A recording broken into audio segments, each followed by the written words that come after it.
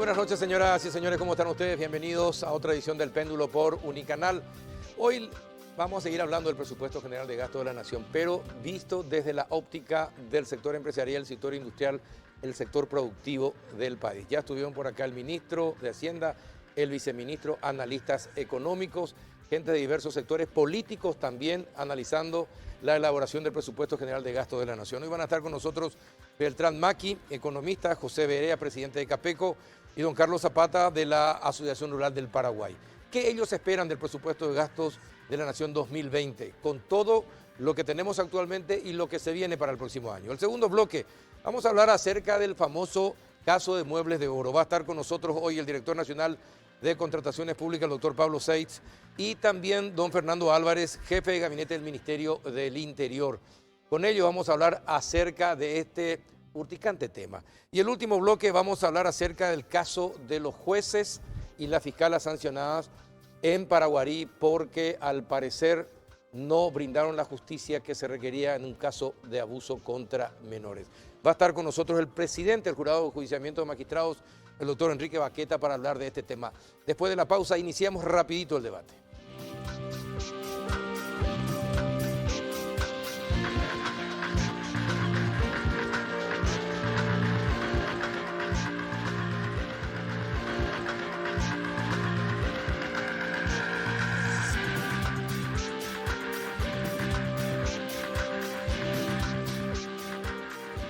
¿Qué tal, don José Berea? ¿Cómo anda? Buenas noches. Muy bien, buenas noches. Un placer estar aquí en tu programa nuevamente.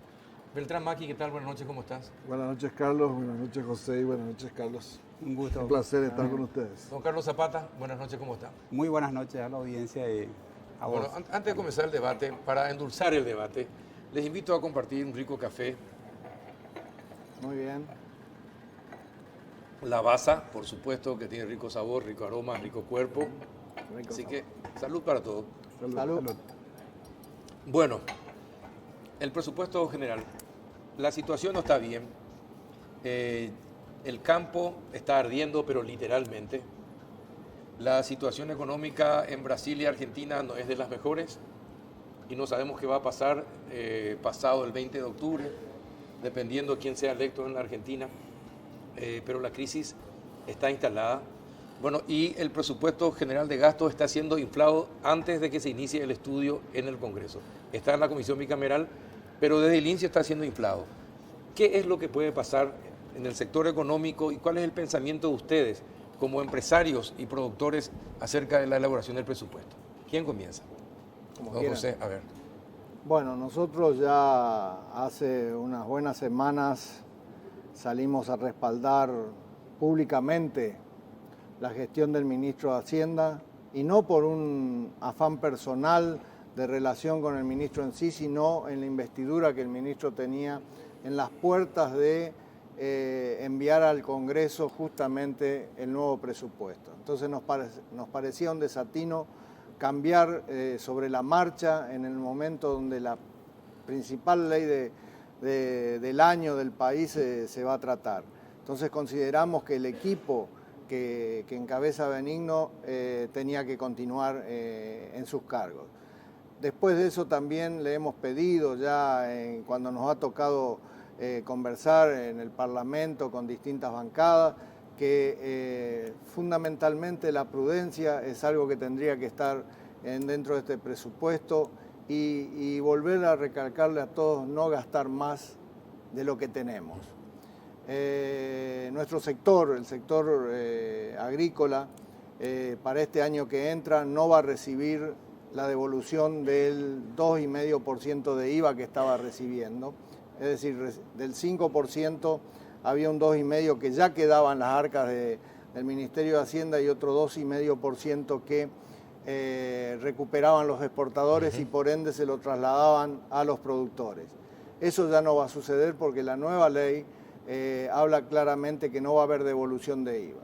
¿Qué significa? Que de primera y antes de ponerse en marcha todo esto, nuestro sector va a estar aportando algo así como 75 millones de dólares al nuevo presupuesto, porque un 2,5% en una base de $300 y 10 millones de toneladas arroja eso que va a ser un nuevo aporte que el sector, a los que ya viene haciendo, un aporte adicional que va a hacer, que ningún otro sector está haciendo ese tipo de aporte y nosotros sí lo vamos a hacer. Entonces, estamos encarando con seriedad y no queremos que eso se traslade solamente a salarios, sino que creo que hay otros ítems en la República que necesitan y tienen prioridades mayores, y ahí queremos que prime la cordura, el buen sentido, el sentido común y sobre todo la prudencia, cosa que no estamos viendo ya en algunos casos, porque vemos que hay pedidos que se están sobredimensionando y eso puede ser muy grave. Para el sector ganadero, ¿cómo ven ustedes la elaboración del presupuesto, don Carlos Zapata? Y el principal interés es mantener la cordura en términos del análisis parlamentario a fin de que no se vayan acrecentando los gastos. Porque en la medida que se acrecienten los gastos, estamos creando necesidades de recaudación y mayor presión tributaria es una preocupación. La intención del sector es mantener el rigor en el análisis en el sentido de que se mantengan los costos en los niveles mínimos posibles, no acrecentar los gastos corrientes del sector público. Porque sabemos, nuestra principal debilidad está en que va engordando nuestro sector público producto de gastos corrientes. Sí, 76% del presupuesto tiene que ir a pago de salarios en este presupuesto 2020.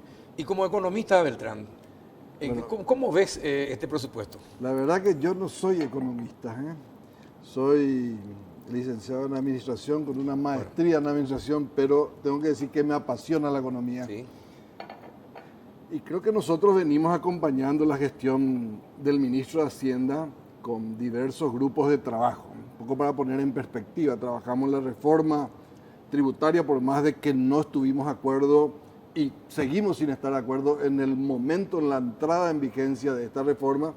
Pero bueno, acompañamos la discusión, acompañamos el cambio en la ley tributaria. Nos sentamos en una mesa de trabajar sobre el control y la calidad del gasto. Así que a estas alturas a nosotros por lo menos no nos quedan dudas de las intenciones del ministro de Hacienda y de su equipo de llevar adelante esto dentro del mayor equilibrio posible. Ahora bien, yo creo que el problema ya no es el presupuesto del 2020, es el presupuesto del 2019, porque están las ampliaciones presupuestarias se están realizando en un marco donde hay caída en la recaudación, donde la expectativa seguramente de los políticos es que el año que viene se recaude más, pero la verdad es que tenemos que ser prudentes. Paraguay todavía tiene condiciones seguramente de financiar de alguna manera su déficit sin que esto sea un problema, pensando en un déficit pequeño, pero hoy ya se está hablando de que el déficit de este año superaría los límites establecidos en la Ley de Responsabilidad Fiscal. Si nosotros además cargamos el presupuesto del año que viene con gastos rígidos, de hecho hay gastos que ya están, antes de empezar a hablar del presupuesto, ya están incrementados, los salarios de los policías, de los maestros, hay compromisos que tiene el gobierno que ya significan unos cuantos millones de dólares más.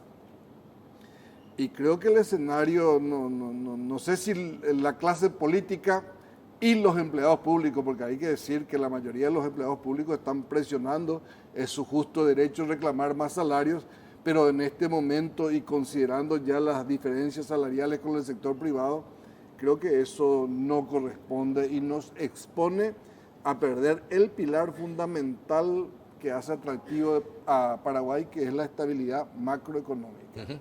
Para el año que viene, don José, la exportación de soja, trigo al exterior, ¿a cuánto se estima que podría llegar si el clima colabora?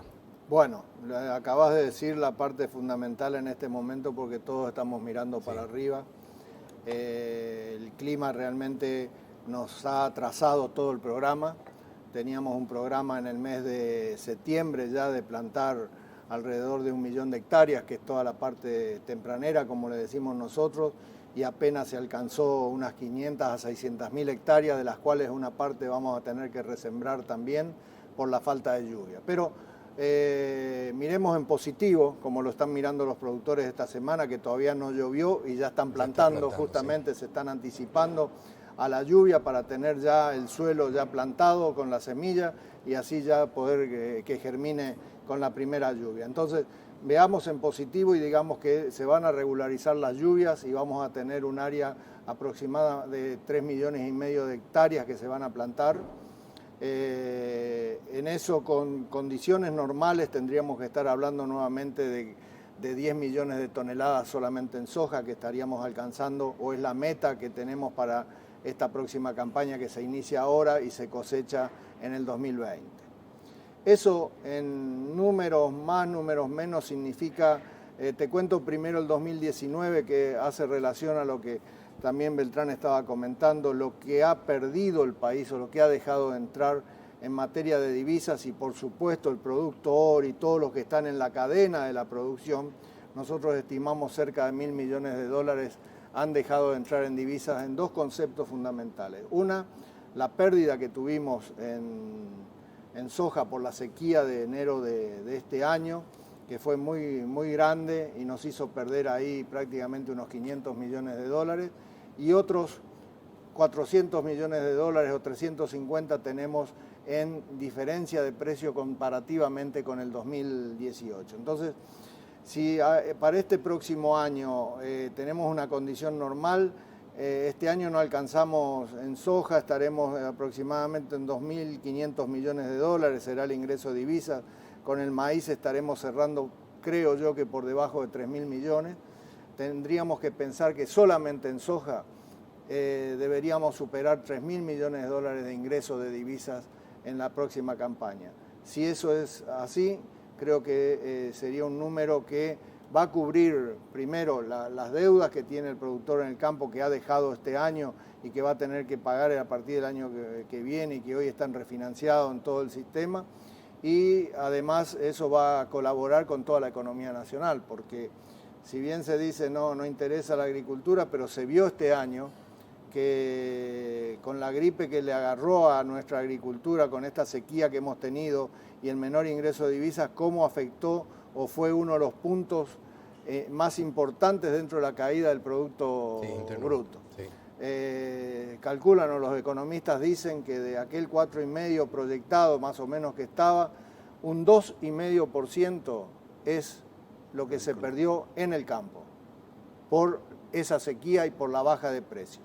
Entonces, si eso volvemos a recuperar, quiere decir que ahí sí se puede hablar de una mejor posición económica macro para el año que viene. Claro, no es solamente el cultivo, la cosecha del grano en sí, sino toda la cadena, porque es impresionante la cantidad de cosechadoras y tractores que se dejaron de vender este año justamente por esta situación. Es decir, que toda la cadena que involucra a este producto, al agro, se ve afectada por esta situación. Nosotros estimamos, o hay gente que está estimando, que alrededor de 2 millones de personas están viviendo de alguna manera del campo, ya sea en la ciudad que viven del campo o en el campo mismo.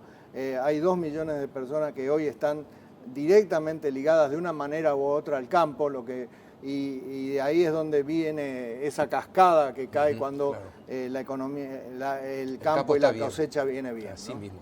Y en el sector ganadero, ¿el hato ganadero decreció este año? Sí. ¿Por qué no tuvo y por el tema climático particularmente, que afecta la producción, la sequía, y de hecho el nivel de exportaciones que exigió en los años sucesivos mayor incremento en el nivel de... ¿Hubo menos exportaciones también en este 2019? No tengo las estadísticas yo a mano para darle los números. No sé si Beltrán tendría dos números de niveles de exportación de carne. En realidad creo que hubo menos ingreso de dólares también, reflejando la misma situación que el campo, digamos, problemas de volumen y problemas también de precio, digamos, que finalmente lo que hacen es reducir la reinversión del sector, ¿verdad? Ahora, pero el precio del ganado paraguayo, ¿está caro con respecto a otros mercados? No.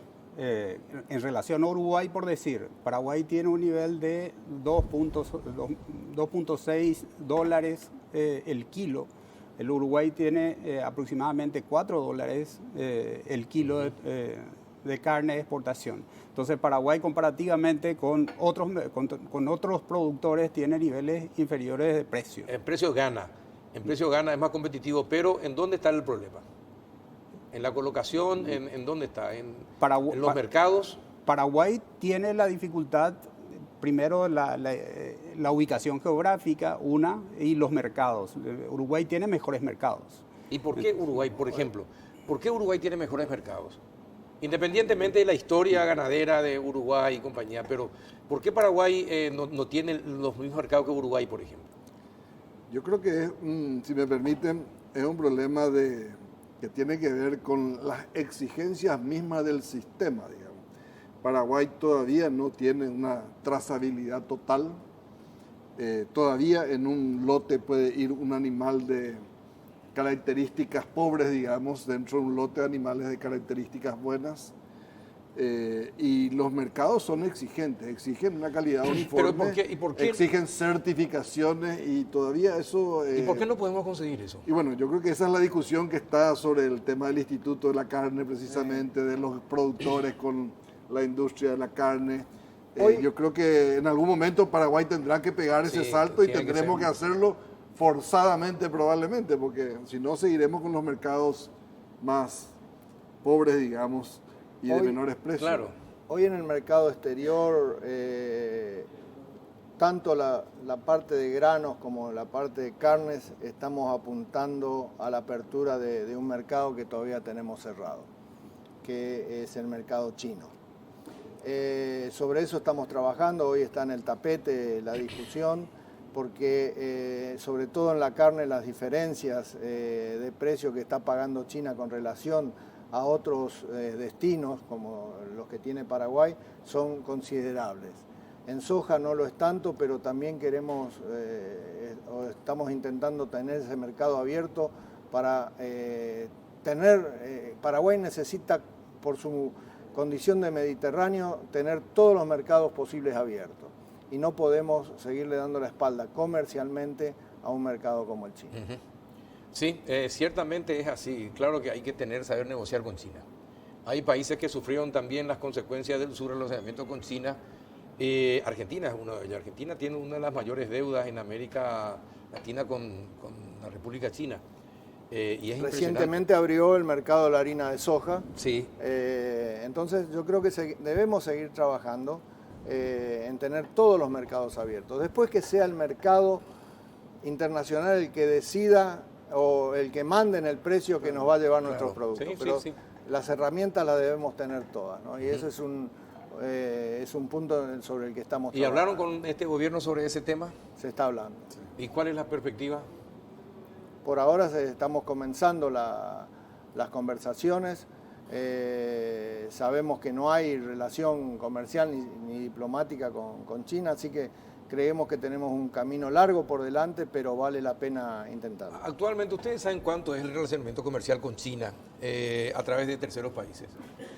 Bueno, yo creo que es muy difícil de tirar cifras, pero en importaciones a través de Iquique, creo que la última cifra estaba por el orden de los 3.500, una cosa así. En importación. En importaciones. Y en exportación no tenemos prácticamente. No. De forma directa, no. Y indirecta no sé también porque las condiciones que hay, en el caso de los granos, hablar del certificado fitosanitario que se necesita para entrar en China, si no está ese fitosanitario autorizado como hasta ahora no lo tenemos, yo veo muy difícil que se pueda estar entrando. Bueno, para el sector financiero, yo creo que toda la sociedad tiene que entender que este es un momento de ajustes. Y creo que el sector público, en el sentido de los funcionarios públicos, y el sector político tienen que entender que este año ha sido un año de ajustes. Los productores agrícolas han perdido parte de su capital, los ganaderos han perdido parte de su capital, el sector comercial ha perdido parte de su capital. Uno no lo ve quizás tan así abiertamente, pero uno puede ir a ver las liquidaciones que se están haciendo, porque ¿qué es lo que hace el empresario? Para cubrir sus compromisos va liquidando activos que tiene, si es que los puede, para cumplir con sus deudas. Entonces, es un momento donde todos estamos haciendo un sacrificio, el sector financiero está haciendo un sacrificio, hay refinanciamiento de deudas en condiciones que en situaciones normales no se darían, digamos, ¿verdad?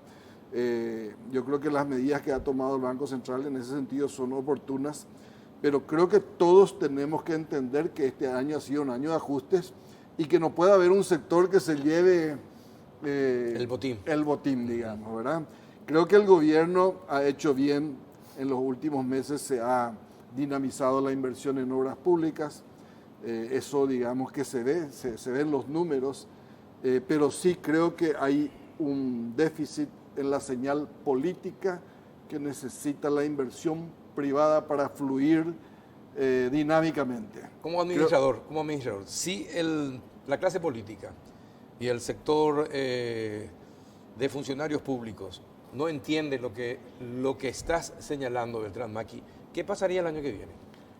Y yo creo que estamos, desde la Cámara de Comercio hemos señalado que a estas alturas parece claro que la estabilidad macroeconómica depende de la estabilidad política. Yo creo que hoy tenemos que convencernos de que necesitamos estabilidad política y eso únicamente se logra fortaleciendo las instituciones. El año que viene nosotros tenemos un riesgo de perder, digamos, este tren que hemos venido empujando, un camino hacia lo que es un grado de inversión, entrar en el mundo de atraer inversiones de otro tipo, generar un desarrollo de nuestra agroindustria, de nuestras industrias a otro nivel, pero toda esta discusión, el tono de esta discusión política y los excesos en el gasto corriente amenazan tremendamente a todo esto que se ha construido en los últimos 15, 20 años. Desde 1989, desde el 2 y 3 de febrero de 1989, escucho que hay que fortalecer las instituciones. Sí.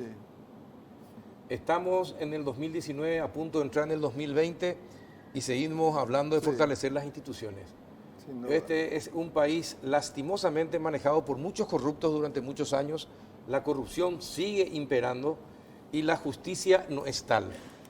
Ustedes que tienen una gran responsabilidad en todo lo que es económicamente este país, yo creo que tendrían que unirse y exigir que justamente se fortalezcan las instituciones y que aquellos que no responden a lo que son los tiempos que tenemos que vivir los paraguayos, sean miembros de la Corte Suprema de Justicia, sean legisladores, sean presidentes de entes, sean presidentes de la República o del Congreso o de lo que fueran, si no están a tono, yo creo que ustedes deberían hacer todo el esfuerzo para que no continúen, porque finalmente terminan perjudicando a todo el país. Este es un país que hace por lo menos 20 años atrás hubiese dado un gran salto hacia adelante. Y seguimos hoy, casi después de 30 años, hablando de fortalecer las instituciones. Es así.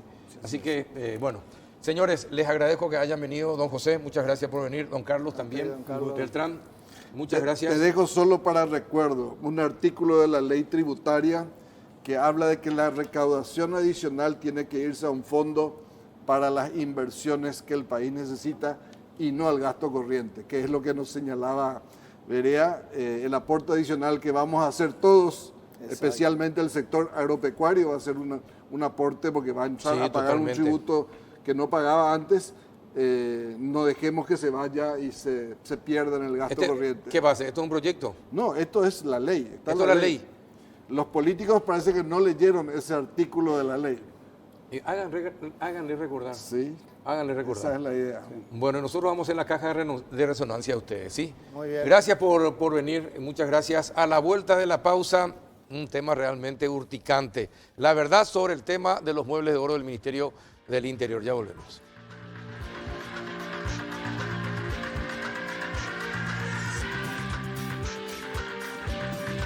Vení a Bristol en el Blue Days y aprovechá los días de grandes descuentos en los productos de la marca Samsung. Descuentos increíbles sin entrega inicial y hasta agotar stock. escucha estas super ofertas. Celular Samsung A20, precio normal 18 cuotas de 156.000 guaraníes. Ahora, precio Blue Days, 18 cuotas de 99.000 guaraníes. Para más información, llámanos al 519-4000 o escribinos al WhatsApp 0991-670-000. Bristol, la mejor casa de electrodomésticos del país. Vos cuidas mucho tu auto. Con las naftas aditivadas de Barcos y Rodados, lo cuidas más. Porque te ofrece una nafta para cada tipo de vehículo, con la seguridad y rendimiento de un combustible de calidad superior. Carga naftas aditivadas de Barcos y Rodados. Sudameris es oportunidades, es innovación, es crédito, es desarrollo, es crecimiento. Sudameris es Paraguay. Comunícate al 416-6000 o conoce más en sudameris.com. Sudameris, todo un banco.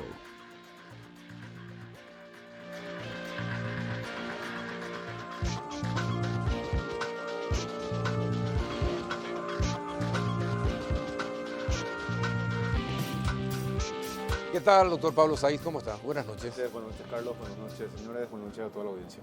Bueno, el director general de Contrataciones Públicas, Pablo Saiz. ¿Qué tal, don Fernando Álvarez, director general de Gabinete del Ministerio del Interior? ¿Cómo está? Buenas noches, Carlos. Buenas noches, doctor Saiz. Y buenas noches a toda la teleaudiencia. Don Javier Fernández, buenas noches, director de Ejecución de Proyectos. ¿Cómo está? Buenas noches, Carlos, a los invitados y a la teleaudiencia. Bueno, ¿ustedes sabían que iban a ser tan famosos? No, No, ¿verdad? No se imaginaban. No. ¿Qué pasó? Nosotros, el Ministerio del Interior, salimos a buscar una solución integral que nos permita brindar un servicio particular. Llevar los servicios de las comisarías a lugares en donde por un alto índice delincuencial requieran un servicio adicional, reforzar, digamos, la presencia de la policía en ese sentido. También, por otro lado, establecer parte del programa que busca una interacción más fluida entre la policía y la comunidad. Entonces, a partir de eso, como establece incluso la Estrategia Nacional de Seguridad Ciudadana, esta es una de las alternativas que nos permite brindar esos servicios. Y también, por otra parte, en comisarías que estén en fase de refacción, como será el caso de la comisaría 12. Perfecto. A ver, la necesidad está explicada. Ahora, ¿cómo es que se licita algo y cada componente no es tenido en cuenta y se inflan algunos componentes, por lo tanto se infla el resultado final? Porque la suma de las partes hace al todo. Entonces, ¿cómo es que ustedes dicen? Porque yo hablé con justamente don Javier Fernández en la 780 AM, había hablado con él y me había explicado que lo que se tuvo en cuenta era el total, el monto total de las diferentes ofertas y que incluían todos los ítems que se necesitaban. Pero resulta que uno va diseccionando las partes y encuentra con que esas partes pueden ser adquiridas más baratas, es decir, que no sean tan caras como finalmente resulta. Entonces, ¿cómo pueden explicar a la audiencia esa situación? Porque, insisto con esto, la suma de las partes hace a un todo, pero sin embargo, ustedes no tuvieron en cuenta las partes, porque por lo menos cuando explicaban al principio era no. Tuvimos el total y vimos cuál era la oferta más baja, pero resulta que la oferta más baja tenía inflados los precios de los productos que contenía lo que estaba dentro de la comisaría. Entonces, ¿cómo se explica eso? ¿Cómo le explican al país? Bueno, para que el proceso se lleve a cabo, en este caso por subasta a la baja electrónica, una de las modalidades que nos permite la ley 2051, salimos a buscar precios referenciales y, como le digo, siempre buscando una solución integral llave en mano. A partir de ahí se forma este precio referencial que finalmente está acorde al proceso como se llevó a cabo.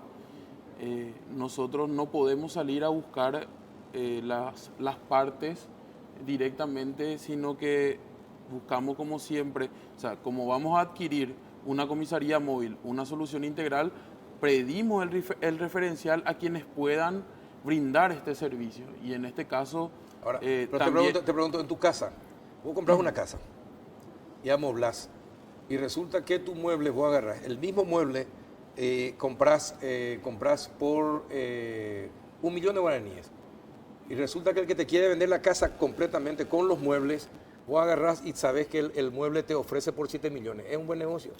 Si nos vamos al mismo ejemplo, lo que yo haría si buscaría una casa, en este caso un producto completamente llave en mano, establecería mis precios de referencia a través del servicio integral, o sea, todo el equipamiento y lo que el mercado me vaya a ofrecer.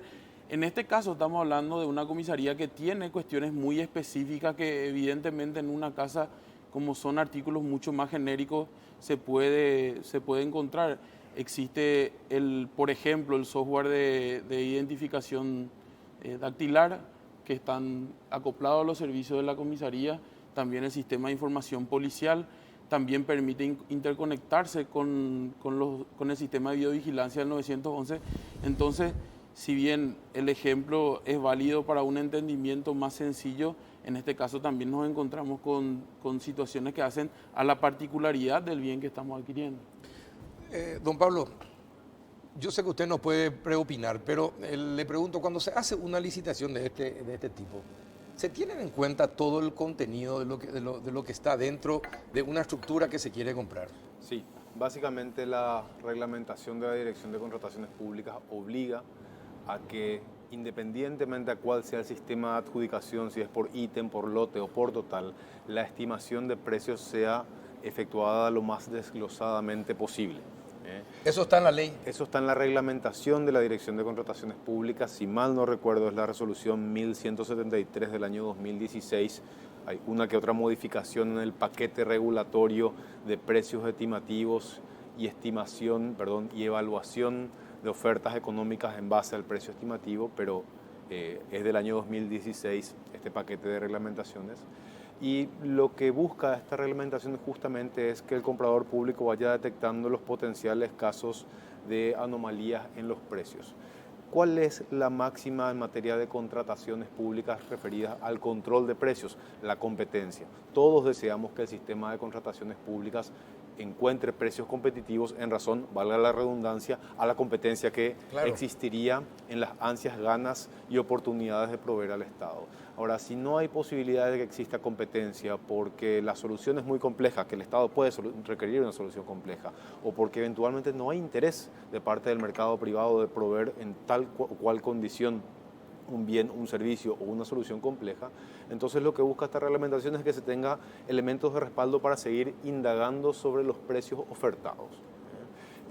Aquí se efectuó, y lo que mencionaste respecto a que yo no puedo opinar mucho, te lo agradezco que hayas adelantado y disculpas a la audiencia al respecto, como se inició un proceso de investigación de oficio desde la Dirección de Contrataciones Públicas, puedo explicar en qué consiste el mismo. Básicamente verificaremos que se hayan cumplido todas las etapas y pasos requeridos para iniciar el proceso licitatorio, por sobre todas las cosas respecto a la estimación de precios y a los valores ofertados. Hoy el proceso está parado, ¿no?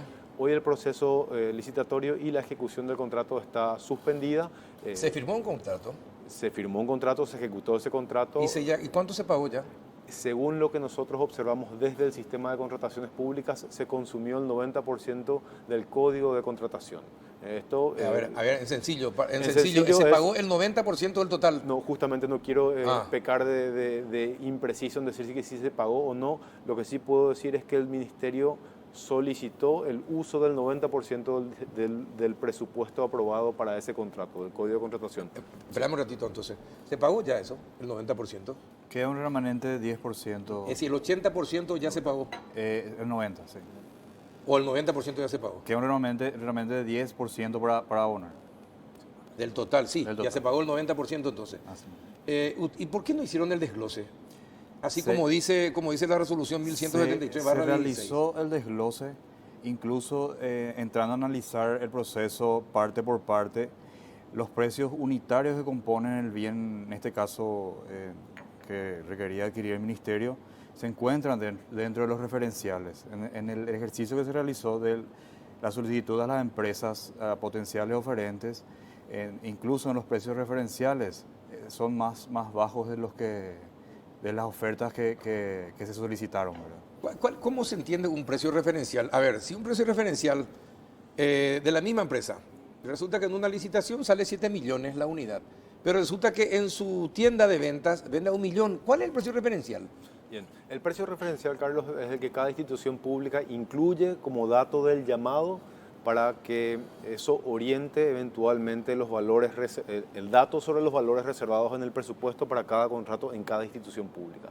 Ese precio referencial se obtiene de un ejercicio de análisis en el mercado privado. Son varias las herramientas con que se cuentan. O se piden presupuestos, sí, o se analizan revistas especializadas como el caso de obras públicas, o incluso el sistema permite verificar en qué otras licitaciones se adquirieron bienes similares para tener precios de referencia y que se pueda armar el estimado de precios. El sistema generado en la Dirección de Contrataciones Públicas no es el ideal. El sistema de estimación de precios es criticable en cuanto a valor obtenido de mercado. El sistema es criticable respecto al efecto que produce en las finanzas públicas porque te obliga a reservar dinero que no sabes si es realmente de más o de menos respecto a la oferta que recibirás, pero tiene la bondad de que permite respaldar esa búsqueda de información previa a la licitación para saber cuánto dinero tiene que tener la institución pública guardado, entre comillas, para poder implementar la compra futura. Bueno, ¿ustedes evaluaron en el mercado privado los costos? ¿O solamente cuando se presentó cada oferta vieron, bueno, este es menos, pero no, en el desglose, evaluaron en el mercado interno el costo de cada elemento que integra toda la comisaría móvil? De hecho, como ya te había dicho anteriormente, nosotros establecimos el referencial y el referencial se enmarca dentro de la solución completa. Es decir, si bien existe una mesa que compone esto, en realidad nosotros pedimos una tasación completa a quien pueda brindar el servicio llave en mano en este caso. Y eso obran los detalles de la documentación que nosotros hemos acercado a todos los mecanismos tanto de auditoría como de control. Quienes han solicitado, sabemos que está abierta una auditoría del Poder Ejecutivo. También existe una investigación por parte de Contrataciones Públicas y es voluntad nuestra del Ministerio del Interior acercar toda la información que sea requerida para que se pueda de alguna manera esclarecer todo este procedimiento. ¿Cuántas comisarías móviles están distribuidas en el país? A ver, en la particular adquisición financiada por el Banco Interamericano de Desarrollo, se adquirieron 3. En total, en todo el país existen 8 unidades. 8 unidades. Pero en este gobierno, ¿cuántas ya se instalaron o se compraron? 6. 6. ¿Y cuáles fueron los precios anteriores? No sabría decirte, le podría acercar luego a la producción para que cuenten con ese dato. Yo realmente estoy más vinculado al proceso que se hizo con el Banco Interamericano de Desarrollo, que es el particularmente que está siendo investigado. Ahora, don Javier, vos no tenés los precios anteriores para saber cuáles son las referencias, se ajustan o no, estas son más baratas que las anteriores, las otras eran más caras, esta es más cara que la anterior, que las anteriores. En realidad la dependencia que realizó ese proceso solicita, de acuerdo a la resolución 411 de Contrataciones Públicas, precio a potenciales oferentes, como le había mencionado anteriormente. Y en base a eso arma su referencial. O sea que el presupuesto ítem por ítem se saca de las ofertas, de los posibles oferentes que pueden proveer la solución integral. Ese es el... Pero los oferentes pueden poner el precio que quieran. No puede ser referencia el precio de los oferentes. Es decir, vos tomás como puede ser un precio de referencia, pero no debería ser el mejor precio de referencia o el aceptado. Por eso es que es muy importante lo que acaba de aclarar el doctor Pablo Saiz, de que hay que hacer el desglose, ¿verdad? Y en el desglose a lo mejor te encontrás que hay diferencias sustanciales. Y entre un 7 millones de guaraníes que les piden a ustedes contra 1 millón de guaraníes que se está vendiendo en el mismo lugar, hay, no sé cómo son 6 mesas más que puede comprar. Entonces llama la atención esta situación. Bueno, convengamos que el proceso licitatorio en general se ve afectado por distintas etapas y existen etapas de consultas en donde se podría eventualmente puntualizar determinados ítems y así como varias partes de este proceso. ¿A quién se le hace la consulta? Se le hace a quien en este caso está licitando el bien. En este caso se recibieron algunas consultas, las mismas fueron inclusive evacuadas, se adendó el contrato como en algunos casos correspondía, o sea, fue respetado todo el proceso que establece y de hecho es por eso que nos parece fundamental otorgar toda la información pertinente al caso para que los organismos tanto de control como el de contrataciones y el de la evaluación que vaya a hacer anticorrupción puedan determinar en qué pudo haber fallado el proceso. Ahora, don Pablo, acá me insisten con el proceso. Está bien, el proceso puede ser excelente, es la toma de datos la que puede estar mal. Sí. Y entonces por el eso Estado es que, corre peligro de que lo que paga esté sobredimensionado. exactamente. Por eso es que la investigación, en el caso particular, va no solamente al proceso, sino al análisis de precios referenciales. Y por eso es que la dirección también ya tomó una medida proactiva de corregir esa decisión, esa resolución y la metodología de análisis de precios referenciales. Y estamos trabajando de la mano de un profesional en la materia porque esta decisión y este tipo de resoluciones no se puede tomar entre cuatro paredes, entre abogados. ¿Quién es la persona? Estamos trabajando con... te voy a pasar a la producción del dato preciso del profesional, pero tiene experiencia en el área de auditoría pública, de análisis de mercado y nos otorgará una capacitación para entender qué herramientas podría tener a disposición el funcionariado público para obtener información más fidedigna de los precios de mercado para todas las licitaciones públicas y generar una guía especializada por rubros. No es lo mismo obtener precios de referencia de bienes y tecnología que en materia de construcciones. Y me gustaría destacar dos cuestiones, Carlos, si me permitís. Sí, adelante. Primero, ampliamos la investigación nosotros, no solamente al caso de las comisarías móviles adquiridas recientemente, sino también a las anteriores, inmediatamente anterior. Las otras tres. Claro, que detectamos una por lo menos que detectamos en el sistema regida por la ley 2051 a los efectos comparativos y a los efectos de analizar Exacto. un panorama más general. Y otra información muy importante y que vale la pena destacar es que por decisión de la máxima autoridad ministerial, este proceso sí se rige por la ley 2051. Como lo señaló el señor Fernando, este procedimiento está financiado por recursos del Banco Interamericano de Desarrollo y podría haberse regido por políticas del Banco Interamericano, lo cual significaría que la Dirección de Contrataciones Públicas no hubiese tenido competencias ni investigativas, sino meramente publicitantes. Entonces es destacable eso porque la decisión de que el proceso se rija por la ley nacional conlleva exponer todos los datos del proceso y someterse a todos los órganos de control a nivel nacional. El tema es que no se expusieron todos los datos. Por eso es que hay tanta confusión y por eso es que hay esa sensación de que el Estado sale perdiendo como en la guerra en este tema. ¿Verdad? Esa es la sensación que existe. Y si, aunque sea con recursos de un organismo internacional, me parece que tendríamos que ser mucho más celosos todavía de que efectivamente no haya ninguna duda de que todo el proceso se lleve adecuadamente. Entonces, esto del desglose me parece sumamente importante. ¿Qué pasa si en el desglose, ustedes cuando hacen la investigación, qué pasa si efectivamente hay una diferencia muy sustancial entre lo que contiene esa comisaría y que podría haber finalmente bajado el precio? Bien, respondo en forma general. En forma general. Y reitero lo que dice la resolución. La resolución dice que cuando no se encuentran cumplimientos o se detectan irregularidades en el proceso de armado del precio referencial, la Dirección de Contrataciones Públicas puede proceder a anular los actos y contratos derivados de ese armado irregular, ¿verdad? Y a partir de ahí se disparan todas las consecuencias administrativas y de responsabilidad para eventualmente la empresa o los integrantes del proceso. Y en ese supuesto después, en cualquier otra licitación, si se comprueba eso, ¿cómo se hace la devolución si ya se pagó el 90%? Bueno, ahí, de acuerdo a lo que se encuentre que está eventualmente por encima de un precio referencial y que sea determinado, no precio referencial, sino un precio razonable, y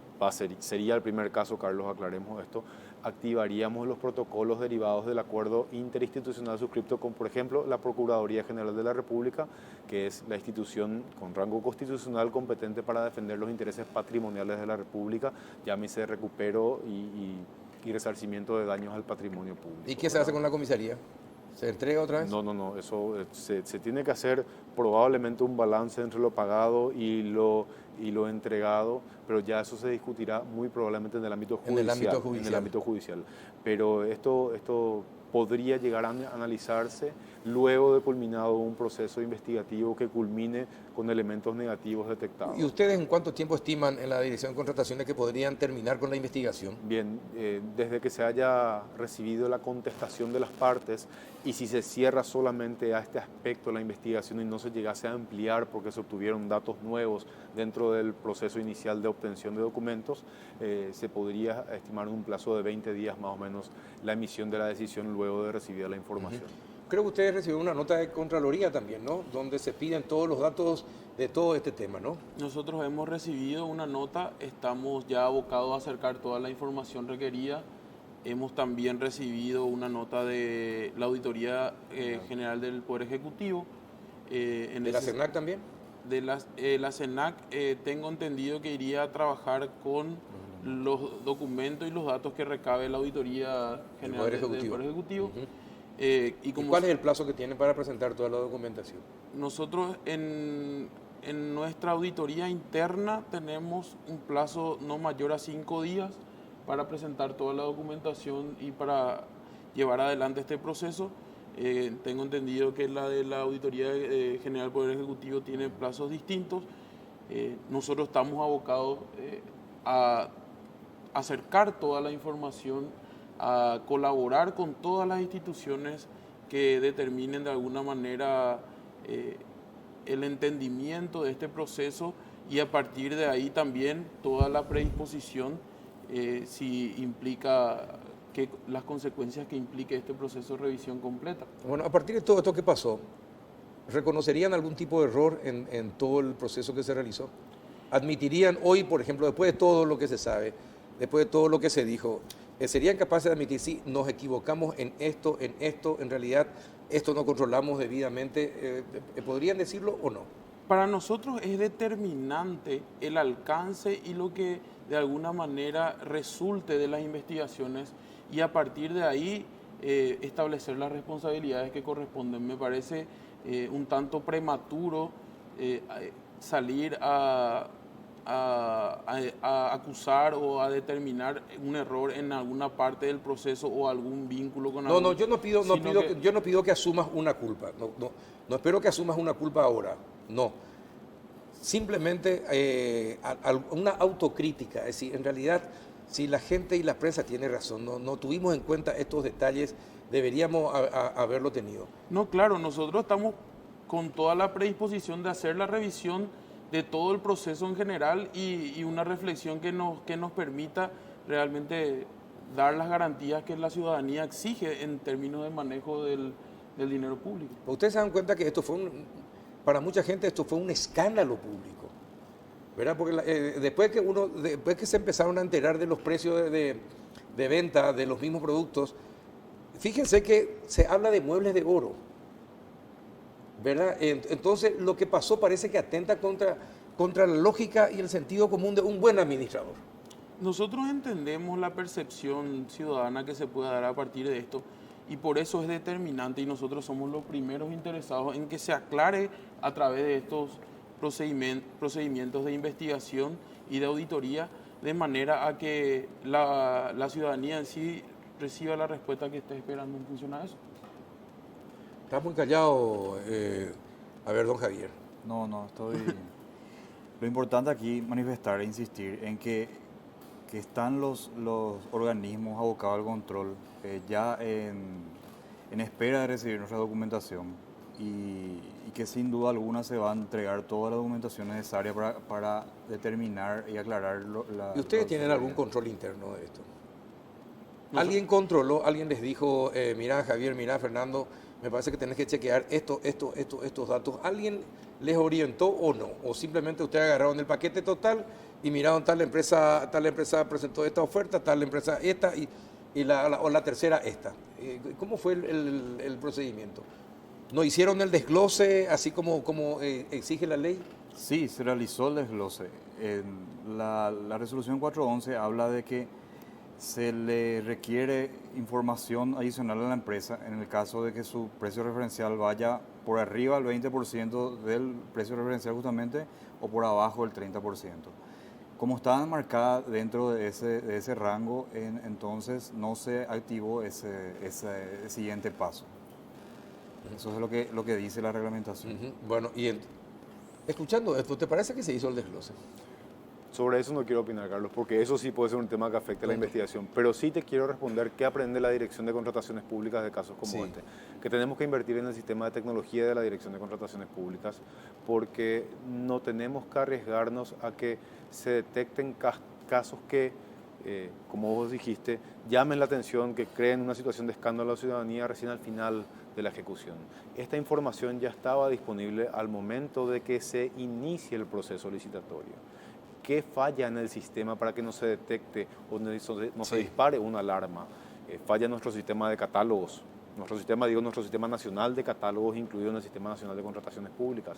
Fallan las herramientas de monitoreo de datos del sistema, porque nuestro sistema todavía está pensado en manejar datos con papel y en realidad tenemos 18.000 procesos al año, no podemos manejar datos en papel y no en el sistema.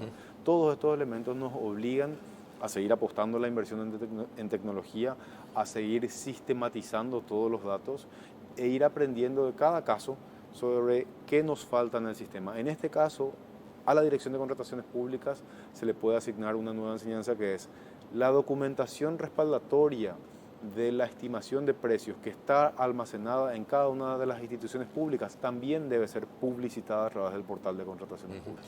Bueno, señores, les agradezco. Ojalá logren aclarar todas las dudas que se generó y toda esta sensación de escándalo que hay sobre esto, ¿verdad? Y que esto no vuelva a ocurrir.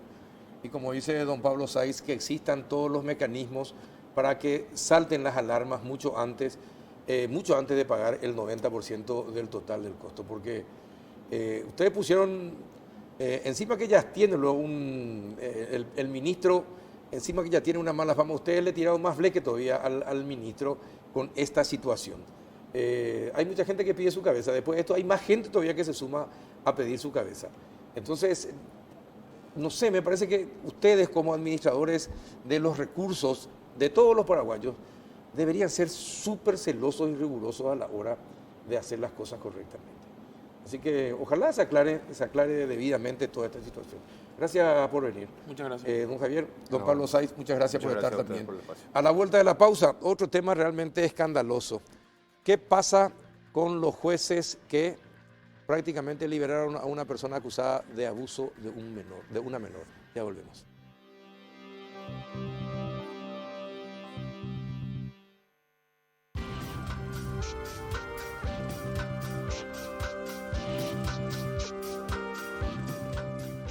Vení a Bristol en el Blue Days y aprovecha los días de grandes descuentos en los productos de la marca Samsung. Descuentos increíbles sin entrega inicial y hasta agotar stock. Escucha estas super ofertas. TV Samsung Smart de 43 pulgadas Full HD. Precio normal 18 cuotas de 403.000 guaraníes.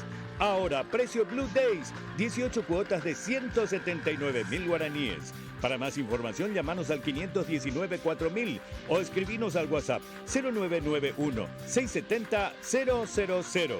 Bristol, la mejor casa de electrodomésticos del país. Sudameris es oportunidades, es innovación, es crédito, es desarrollo, es crecimiento. Sudameris es Paraguay. Comunícate al 416-6000 o conoce más en sudameris.com. Sudameris, todo un banco.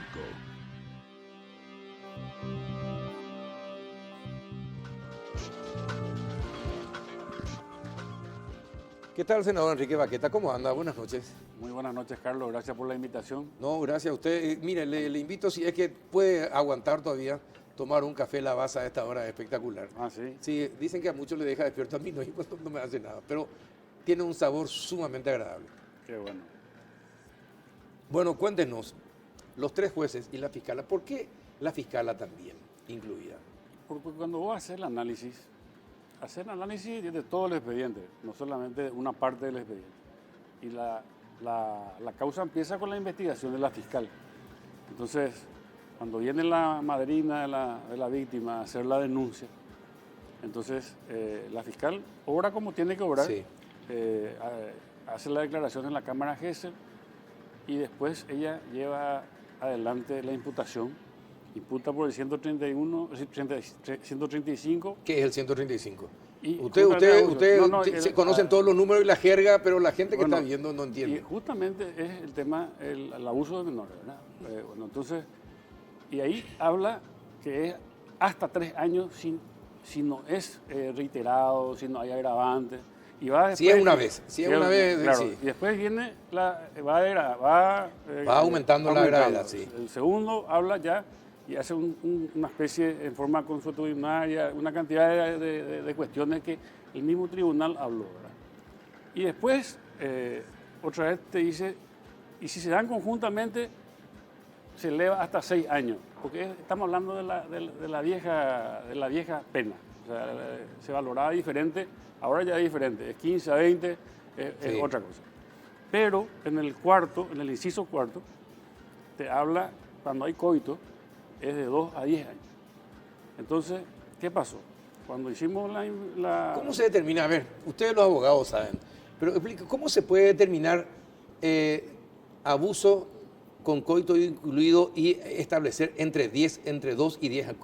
¿Cómo se establece entre 2 y 10 años si hubo coito? Y porque hay una especie de parámetro establecido, que es el artículo 65 que está dando, más o menos, de acuerdo justamente habla de los agravantes, y vos te vas manifestando, y siempre tenés que, antes de pedir la pena, tanto el fiscal como el querellante, siempre tiene que dar los argumentos, y ese es desglosar el artículo 65 que se suele decir, que te dice claramente, entonces, después el juez valora. Después dice el juez, no se dieron ninguno de los requisitos, por lo tanto absuelvo, o se dieron conjuntamente todas estas cuestiones y por eso yo establezco que esta es la pena. O sea, entonces, ¿qué pasó en este caso? Se hizo la imputación, se hizo también por el inciso del coito, también, o sea completo, está muy bien. Se lleva adelante la investigación, se reúne una junta de forenses de la Fiscalía y justamente se hace la prueba del himen. Y ellos dicen, no hubo rotura de himen, pero eso no es determinante para decir si hubo o no hubo coito. Ante esa situación, entonces, los forenses recomiendan Una junta médica. que se haga un estudio ginecológico, un especialista, porque eso no implica de que no haya podido haber coito. Y la fiscal pide 3 meses, y cuando llegan los 3 meses, ella ya no le convoca a la... No hizo el estudio ginecológico. Ya no hizo el estudio ginecológico. Eso hizo de que ella, lógicamente, tenga que acusar por los 3 primeros incisos y no ya acusar porque desechó el coito. Y al desechar el coito, automáticamente la expectativa de pena baja enormemente, considerablemente. Entonces, ante esa situación, nosotros entendimos que presumiblemente podría haber algún mal desempeño y por eso tomamos la decisión de incluirle a la fiscal. De incluirle a la fiscal. A la fiscal. Y posteriormente se hace la audiencia preliminar. La querella acusa por coito también. Y posteriormente, ni por más que haya sido manifestada como fue manifestada, que fue muy criticada la forma como el presidente del tribunal manifestó su fallo. Acá la cuestión es la siguiente, ellos en ese mismo fallo establecen que hay varios agravantes, le dan credibilidad a la Cámara Gesell, porque es una víctima de 8 años. Una víctima de 8 años generalmente no Ellos miente. establecieron el abuso, pero no el coito. Claro, pero ya viene en la acusación el no coito, la acusación de la Fiscalía. Pero sí... Pero si no hubo el estudio, a ver, ¿cómo es que se puede llegar hasta un juicio? Y los jueces no le dicen a la fiscala, necesitamos esto para tener una valoración más exacta de la realidad. Podían haberlo hecho. ¿Y por qué no? El artículo 400 te dice que puede haber un cambio de calificación. Claro, ¿y por qué no lo hacen los jueces?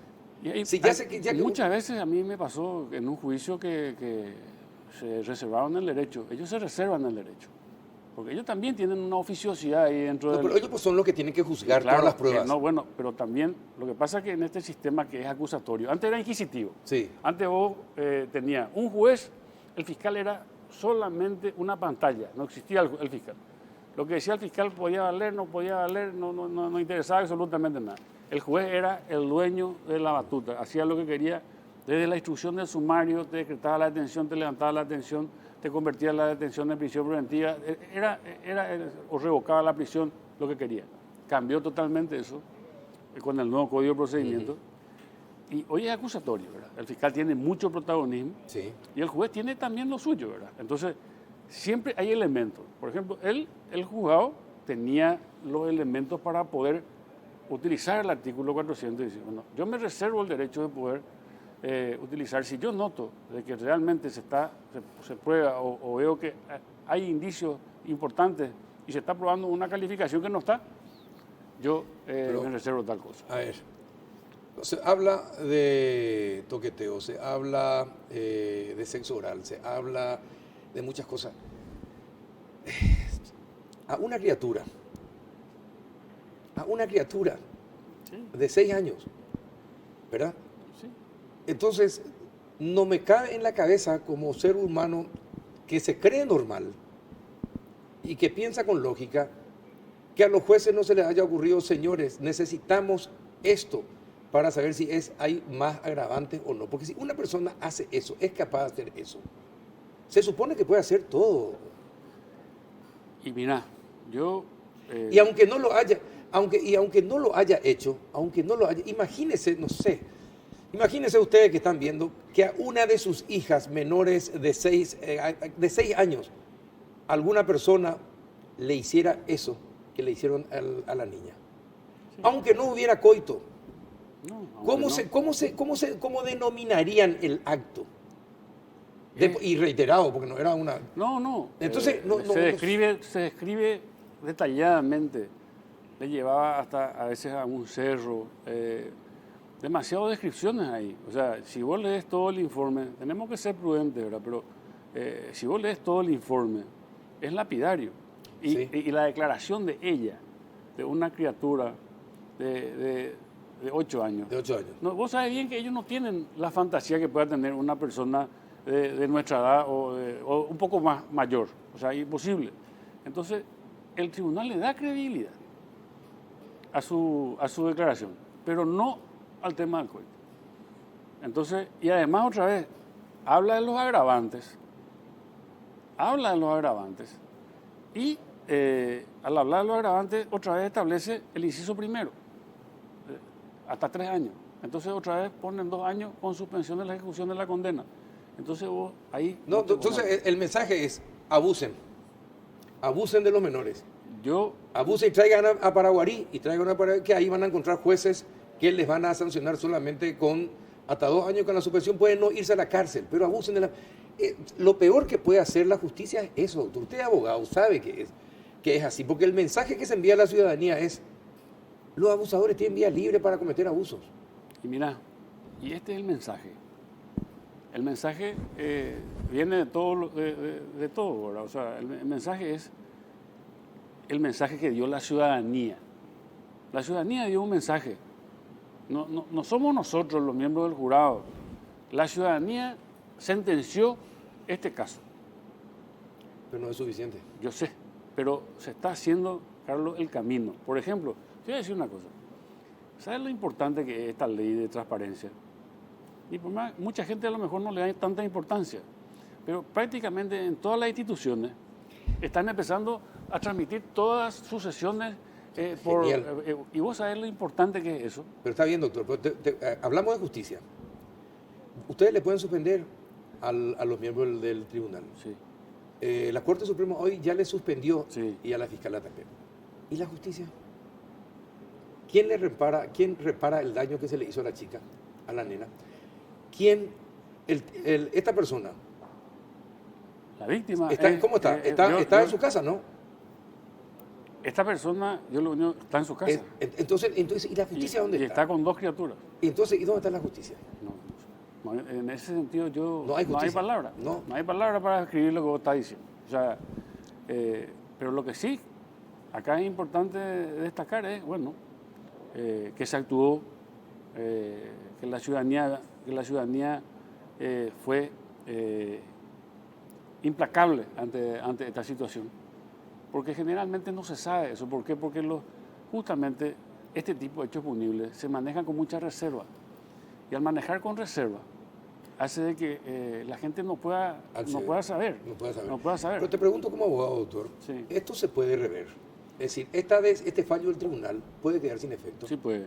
¿Se puede? Claro, ¿De qué porque- dependería? Y depende de la fiscal, depende de la fiscalía. Si la fiscal está suspendida, No. ya depende no, de la fiscalía. No. La fiscal que actuó en la primera etapa, el juicio penal tiene 3 etapas. La primera etapa preparatoria, que es la de generar diligencias para probar el hecho. La audiencia preliminar es cuando vos, siendo fiscal, considerás que se puede a juicio Se puede oral, a juicio o si no pedís sobreseimiento y ahí se termina. Se fue a juicio oral. Esta fiscal puede manifestar en un momento dado que ella ya apeló el fallo. Al apelar el fallo, el tribunal tiene 2 opciones. Puede anular este fallo y reenviar O ratificarse. o ratificarse. Entonces, si hace eso, entonces se puede volver a hacer un nuevo juicio. Pero este tribunal está suspendido. ¿Quién hace mientras tanto? ¿Quién dice o se tiene que integrar a otro nuevo tribunal? ¿Cómo es el tema? Y se tiene que integrar un nuevo tribunal. ¿Se tiene que Claro. tiene que juzgar la presentación que hizo la fiscalía? No. La fiscal apeló. Sí, Se va a la Cámara. pasa directamente a la Cámara. La Cámara tiene que estudiar, resolver. ¿Y qué puede resolver? Confirmo el fallo. Al final, estos señores actuaron con testa de derecho y ellos tienen esa potestad, perfecto. Confirma, perfecto, no pasa nada. Inclusive hasta puede plantear una casación, un recurso de casación ante la Corte. ¿Qué es el recurso de casación? Es que la Corte pueda revisar otra vez la causa y pueda revisar lo que pasó en Curuguatú. O sea, que se ganó, por ejemplo, la Fiscalía ganó primera instancia, segunda instancia, llegó a tercera instancia, la Corte revisó y vio que no existía elementos necesarios y anuló directamente el fallo y ya no reenvió porque decía que era prácticamente imposible en otro juicio oral llevar adelante. Bueno, eso generó todo un juicio también. Bueno, el doctor Cristóbal Sánchez dijo, no, yo creo que se puede llevar adelante un juicio, perfecto. Ese es otro caso. Pero en este caso, el tribunal puede también anular el fallo y reenviar. O sea, Y si se reenvía, ahí se conforma un nuevo tribunal. Con un nuevo tribunal se lleva adelante el caso. Desde la audiencia preliminar en adelante. Otra vez. Otra vez. Pero eso de volver a hacerle pasar a la menor por las mismas vicisitudes que No, ya pasó. a todos. ¿verdad? O sea, ¿A todos? A todos. Es terrible, pero es Claro, el es procedimiento, lo que es lo que corresponde. tenemos, es lo que corresponde, es lo que está escrito. Entonces, no hay nada que hacer, Carlos. Esa es la realidad. Pero es triste, estábamos hablando en el bloque anterior justamente acerca de esta necesidad se habla siempre de fortalecer las instituciones. Este país no tiene seguridad jurídica. Es Está lastimosa. mejorando. Eso que te dije recién está mejorando. Este tema de la ley de transparencia, para mí por lo menos, es muy importante porque está a la vista. Sí.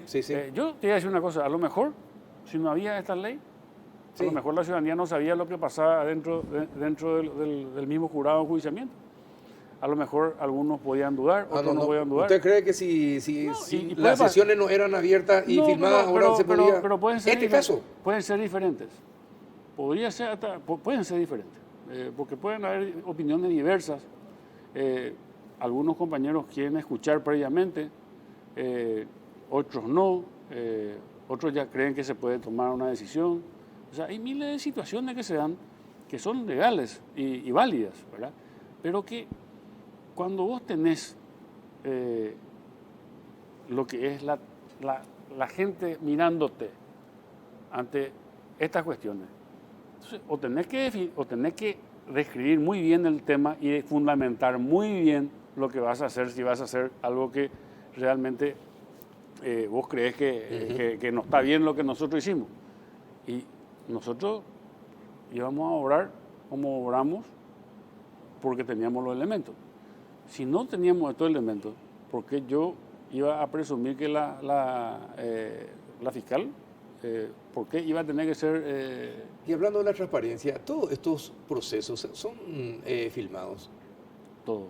Estos procesos... Estos procesos, no, ¿sabe por qué le pregunto? No todos. Porque le pregunto, porque si esto no sé, me da la impresión y mucha gente piensa lo mismo. Pero yo ¿no? creo que fue accidental esto. Y por eso le digo, si alguien hubiese levantado en las redes sociales el fallo del juez, que empezó a indignar a la gente, y el audio, ¿verdad?, de las justificaciones que daba que daban los jueces, esto a lo mejor, usted no iba a estar sentado para hablar de este tema, probablemente hubiésemos estado hablando de política en este momento, ¿no? Sí. De otros temas. Y por eso le digo, ¿no sería conveniente de que, por lo menos, aunque sea para el archivo, se quede como es un juicio oral y público, que esto se quede, aunque... Yo estoy justamente, estuvimos evaluando, porque todo esto pues es experimental. Sí. Para nosotros es experimental y es espectacular. Es cierto, te retrasan mucho, retrasan más. ¿Por qué? Porque generalmente, si yo te puedo decir en 4 palabras lo que te dije ahora, ¿me entendés? Y si estamos entre 8 personas y estamos en la mesa, no entendemos, bueno, yo entiendo que es así, si yo también comparto, bueno, se vota, se lleva adelante, pero cuando vos estás y la ciudadanía te está mirando, tu actuar, ¿verdad? Tus colegas te miran, vos le representás a mucha gente, entonces, cuando le representás a mucha gente, vos tenés que rendirle cuenta a esa gente, y al rendirle cuenta tenés que fundamentar por qué vos tomás una decisión. Imagínate que yo me vaya al Senado y haya, por ejemplo, visto y escrito todo lo que te estoy describiendo y me vaya y vote en contra y vote de otra manera.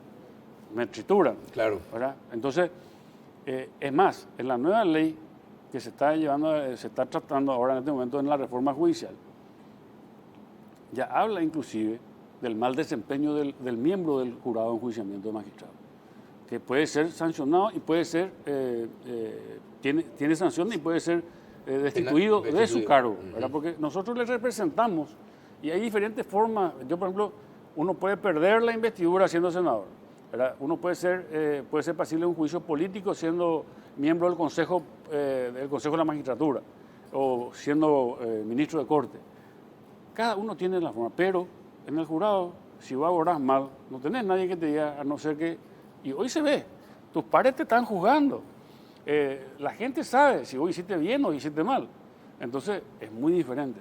Para mí es muy importante. No, es totalmente. El jurado no tiene una norma que establezca que ante determinadas situaciones puedan ser sacados del cargo. No. ¿No? No. Solamente tus pares te pueden quitar a través de ¿De una votación? De una votación, pero muchas veces no amerita una pérdida de investidura, pero sí que te quiten del cargo. Por falta de confianza, por la forma como estás ejerciendo el cargo, por la falta de confianza en los colegas, porque realmente se presume que no estás obrando como corresponde o no tenés realmente la idoneidad para estar en el lugar donde estás, no estás manejando bien, ¿por qué le vas a dejar mal al cuerpo? En tu caso, ¿qué fue? ¿Qué pasó? ¿Qué? ¿Y vos no habías dejado el jurado de enjuiciamiento y te habían reemplazado? No. No. A mí, yo salí del jurado de enjuiciamiento de magistrados cuando era miembro del Consejo de la Magistratura. Dejé el cargo para lanzarme a ser senador. O sea, yo me dejé mi cargo, o sea, primero fui electo, después fui reelecto. En mi reelección, yo salí 1 año y medio antes para hacer campaña con Horacio Cartes. Entonces, de ese momento yo dejé el cargo y después de no sé cuántos años volví ahora, pero representándole a la Cámara de Senado. A la Cámara de Senado. Y lógicamente hubieron una cantidad de problemas en el periodo pasado, problemas políticos más que nada. Bueno, ¿qué lecciones nos deja esta situación? ¿Qué es lo más importante de este caso? Es tristísimo, pero ¿qué nos deja? Y dolor por cómo se dieron las cosas, por varias criaturas que a lo mejor no sabemos que están pasando por este mismo flagelo, este crimen. Pero lo importante es que hay que aprender que en el Paraguay el Paraguay está evolucionando para bien. Porque ya hoy no hay el opareí.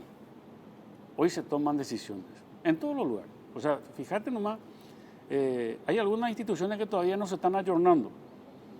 Pero el que no se ayorna, le llega la ciudadanía encima. Entonces eso es muy importante. Entonces quiere decir que estamos creciendo. Sí, el tema es que estamos creciendo en la medida en que hay más escándalos, quiere decir que estamos creciendo. Y por lo menos, yo te voy a decir una cosa, a lo mejor siempre existió. Y ahora se sabe. Y hoy se sabe, y hoy se sabe, ¿verdad? O sea, hoy, por ejemplo, tener estos Esto del mecanismos... INDER, por ejemplo, vos que sos político, ¿qué pensás de esto del INDER? Es algo que... Decime una cosa, vamos a ser sinceros. Siempre se habló de esto. Siempre se habló. Es una práctica, un uso de costumbre prácticamente, ¿verdad? Solamente que hoy saltó. Hoy ya la gente, como vos mismo decís, están los aparatos celulares, están una cantidad de cuestiones. Hoy la gente ya no te perdona, Carlos. Entonces, esa gente que sigue queriendo hacer lo mismo que siempre se hizo, gente que viene al cargo y se poluye, a lo mejor es muy buena gente y se poluye, porque todo el mundo hace, entonces hoy... Sí, pero falta una pierna en todo este tema. Se sabe, pero no se sanciona. Entonces, pero la sanción tiene... No, pero la sanción... Tiempo, hay que darle tiempo. Yo te voy a decir una cosa. Sí, pero dígame una cosa. La Cámara de Diputados, Sí. la Cámara de Diputados puede sancionar a los que están ahí con procesos judiciales. Se habla pues de que son honorables los congresistas.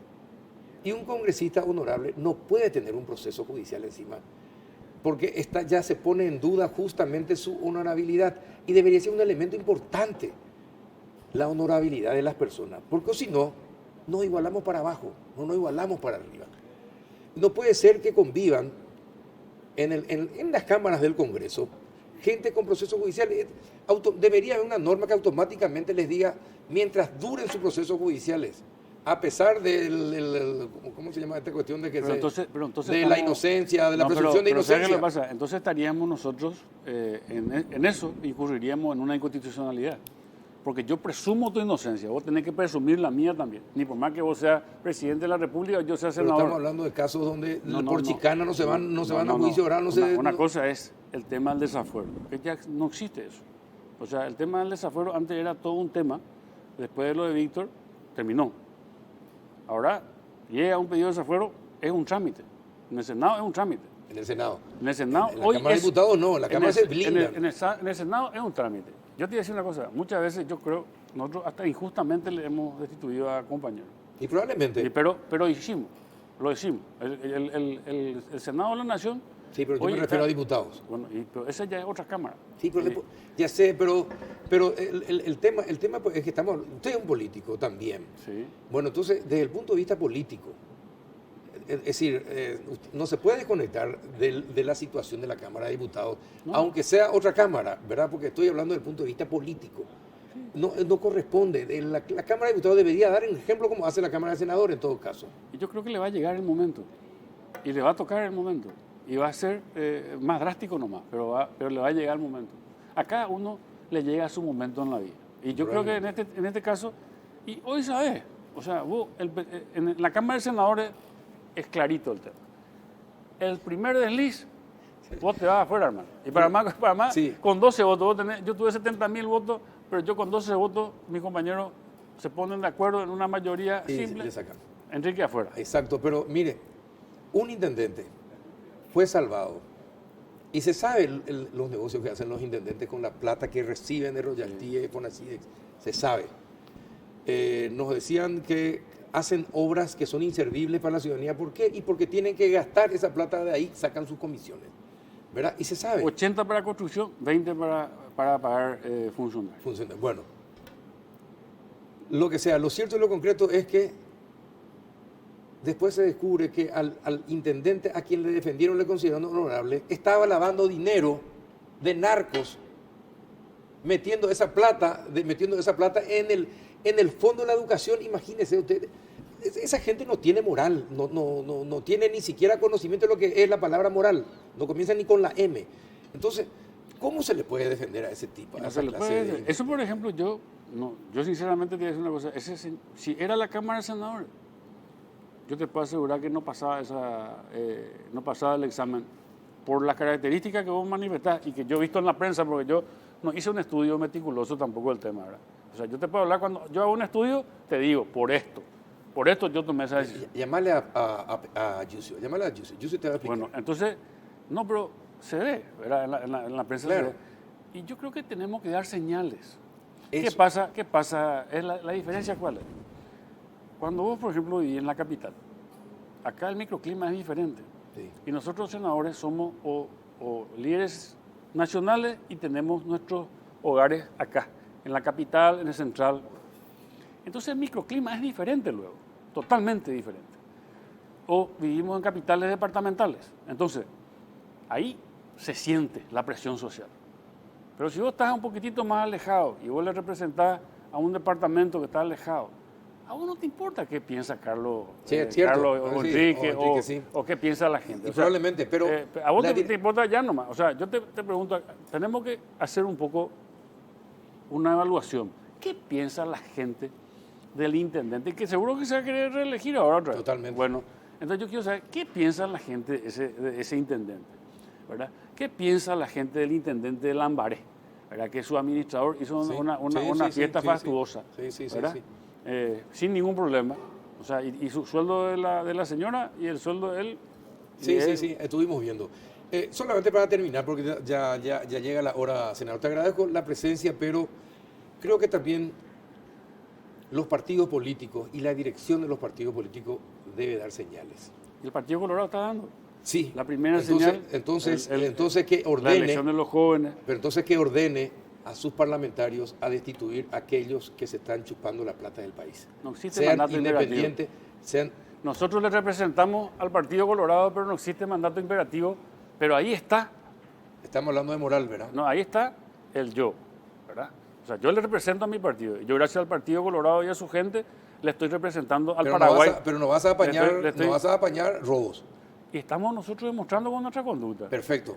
Y entonces decirle Cada eso, uno demuestra con su y conducta. decirle eso a la Junta de Gobierno que emita un comunicado donde inste y que haga el PLRA lo mismo, el Frente Guazú lo mismo con todos sus Y ahora el Partido Colorado se va a fortalecer porque venimos trabajando en la unidad. Vos sabés muy bien que hubieron peleas muy fuertes dentro de mi partido y hoy... Sí, siguen la pelea. hoy- Siguen la pelea, sigue- pero cuando sigue la hablemos de la pelea. pelea le voy a volver a invitar. ¿sí? Sigue la pelea, pero estamos mejorando. Hoy, por ejemplo, ya vimos un avance. Hoy Calé ya fue elegido miembro de la comisión ejecutiva de nuestro partido, Está bien. por nuestro movimiento. Bueno, está bien. Vamos a irnos consiguiendo más espacio. Está bien. Gracias por venir, senador. No, por favor, gracias por la Muchas invitación. gracias. Y a ustedes por compartir otro miércoles en El Péndulo. Hasta la próxima.